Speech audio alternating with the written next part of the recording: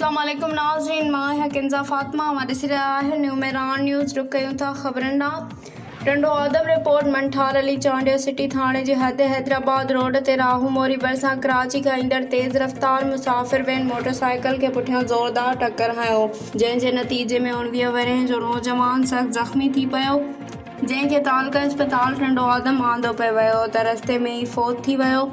अहिड़ी इतलाह city police खे ॾिनो वियो, जंहिं मुसाफ़िर वैन खे तहवील में वरितो ऐं नौजवान जो लाश तालका अस्पताल खणाए आई, जिते संदसि सुञाणप ॻोठ आरिफ सांझ जो रहवासी जीवन वल्द रामू में अगवार तौर थी, जेको राति जी ड्यूटी करण लाइ पंहिंजे ॻोठ खां टंडो आदम शहर तरफ़ मोटरसाइकिल ते वञी रहियो हो। पुलिस जी ज़रूरी कार्रवाई बाद लाश वारसनि हवाले कयो वियो, जॾहिं मुसाफ़िर वैन जो ड्राइवर वाक़िए वारे हंधा फ़रार थी वियो। नौजवान जो मर्द घर आंदो वियो त घर अंदरि कोहराम मची वियो। वधीक ख़बरनि ऐं अपडेट्स लाइ ॾिसंदा रहियो न्यूमेरान न्यूज़।